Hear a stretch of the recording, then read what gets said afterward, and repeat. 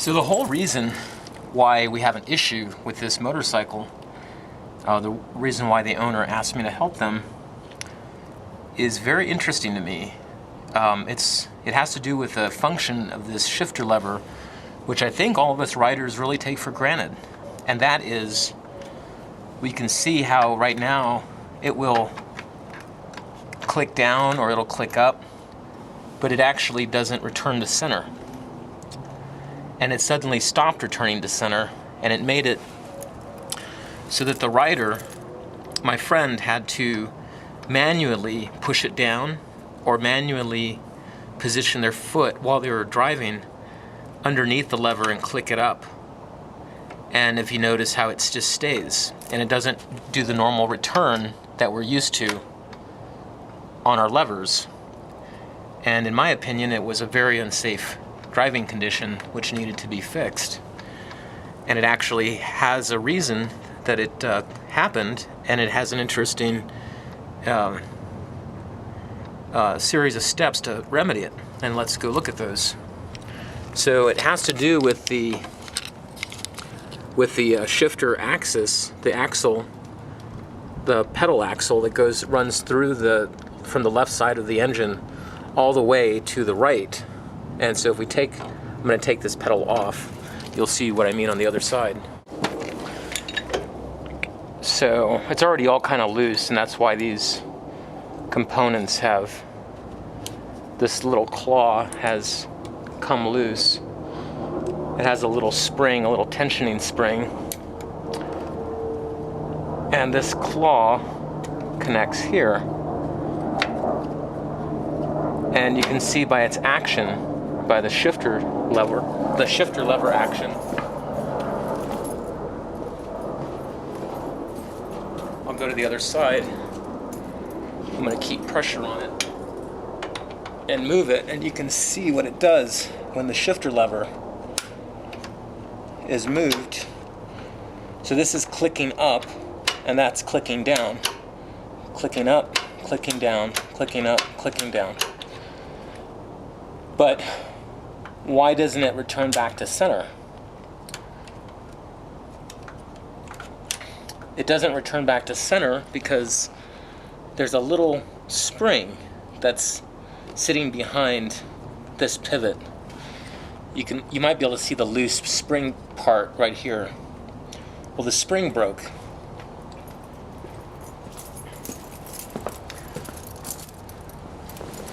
I don't know if I can zoom in more. So yeah, let me see. This is actually part of the broken spring. You can see the broken spring right there. And that spring squeezes on both sides of this assembly. There's a little tooth, a little lever tooth right here, and this spring squeezes both sides and aligns it with this alignment pin. So the spring actually keeps, when it moves, when you upshift, it moves this way. The spring opens up, and when you release your foot pressure, the spring collapses and pulls it back into alignment. So this is kind of cool.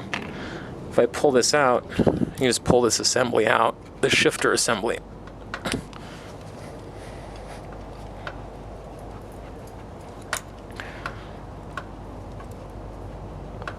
Get a different view on that.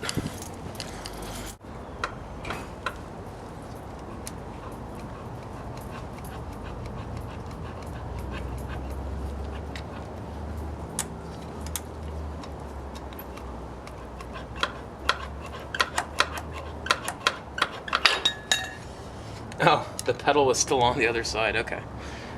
I thought I took it off.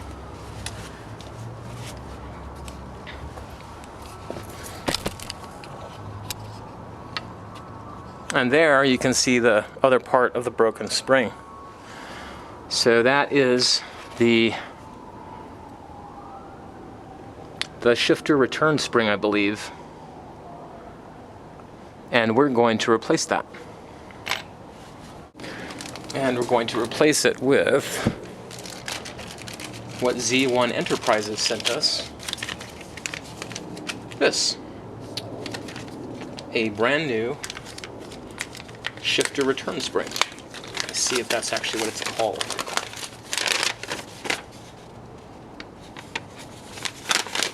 It is called a spring shift lever return, KZ400, and I think it fits some early KZ900s as well.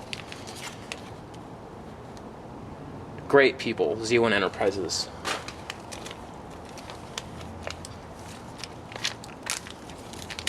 I know there's a better way to open these, but I'll use my teeth. Okay, so let's see if it just intuitively goes on.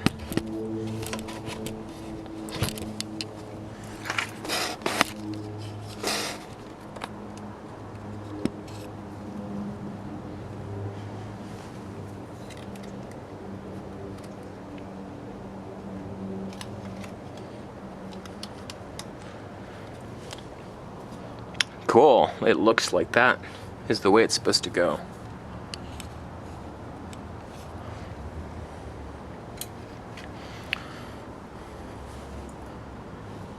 And this was pretty much one of the last parts of the disassembly.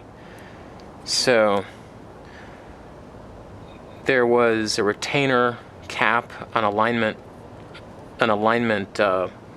disc, a disc up here which keeps these claws in alignment. So, but this was probably, I think, the last thing that I disassembled. I don't have my notes in front of me, but I know that I had to take everything else off to get to this. So let's see. There we go. And there's the spring. And it's just snug in there. So now I'm going to put this little disc, this little alignment disc, or catch. I forget what it's called in mechanical terminology. My dad was an engineer, so I feel kind of bad that I forgot that. But we didn't ever build motorcycles, so to my credit. Let me get a screwdriver. Can't find my regular screwdriver, so I'm actually using the impact driver that I used to take this off. This is a very interesting tool. I think I'm going to do a little video clip of how to use it, because I actually had to teach myself how to use it to get these old screws off. Okay, so there's that. Oh, and there's a little catch down here as well.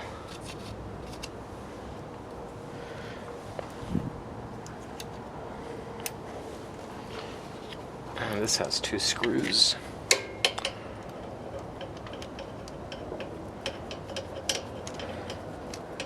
I find it really cool that the engine didn't have to come out to do this.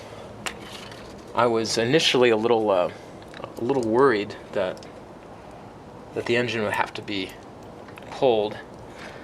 I think every motorcyclist probably has that worry that when something goes wrong, the entire motorcycle has to be disemboweled. But I was pleasantly surprised, and again earned a lot of respect. I felt a lot of respect for the Kawasaki engineers that 40 years ago put this thing together. And okay, so right now these are not tightened at all.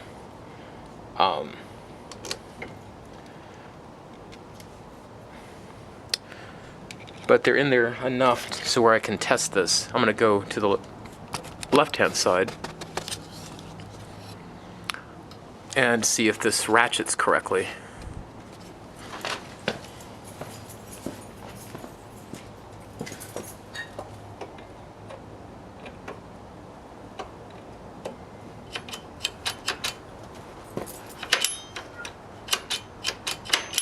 Yeah, it sure does. It feels really nice on this side too.